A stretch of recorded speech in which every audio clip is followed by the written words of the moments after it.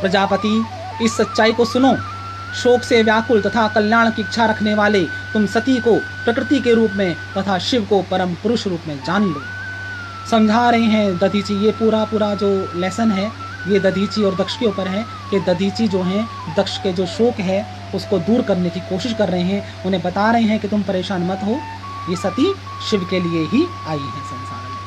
अब दक्ष कह रहे हैं दधीची से, मुनीश्वर आप यह सब सत्य कह रहे हैं कि मेरी पुत्री सती प्रकृति स्वरूपा है और शिव ही सनातन पुरुष हैं, तीनों लोकों के ईश्वर हैं। मुनिश्रेष्ठ, यह सुनकर भी मेरी बुद्धि दृढ़ता पूर्वक वैसी नहीं हो रही है कि महेश्वर से बढ़कर कोई दूसरा देवता नहीं है। सत्य बोलने वाले ऋषि भी यद्यपि यही कहते हैं फिर भी शंभु ही सर्वश्रेष्ठ देवता हैं, ऐसा मेरा निश्चय नहीं होता। मैं जिस लिए शिव की निंदा कर रहा हूँ उसका कारण सुन लो।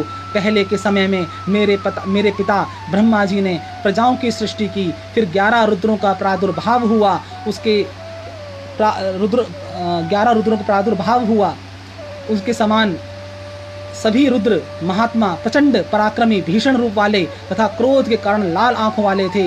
वे सभी व्याघ्र चर्म धारण किए हुए थे तथा उनके सिरों पर जटाएं सुशोभित हो रही थी। वे सभी रुद्र ब्रह्मा जी की सृष्टि का लोप करने हेतु तत्पर हो गए थे। तब सृष्टि के लोप के लिए आने वाले उन रुद्रों को देखकर ब्रह्मा जी ने आज्ञा देकर उन्हें शांत किया और मुझसे जोर देकर कहा, भयंकर कर्म वाले ये रुद्र जिस तरह शांत हो जाएं, तुम शीघ्र ही वैसा उपाय करो पुत्र। मेरी आज्ञा से तुम इन्हें वश में करो। ब्रह्मा जी के इस प्रकार के वचन से भयभीत वे सभी भीषण पराक्रम वाले रुद्र मेरे अधीन हो गए और उनका बल तथा पराक्रम कमजोर हो गया। महामुनि, उसी समय से मुझ में शिव के प्रति अनादर भाव उत्पन्न हो गया। मेरी आज्ञा के अधीन रहने वाला प्रचंड पराक्रमी रुद्र किस प्रकार मुझसे श्रेष्ठ हो सकता है।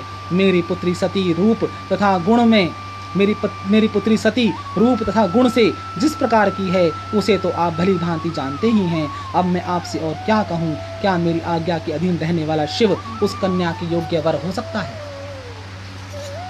समझ नहीं पा रहे हैं यहाँ पर दक्ष बिल्कुल भी कि कैसे ऐसे हो सकता है, मैं कैसे मानूं। वो बिल्कुल भी नहीं समझ पा रहे हैं।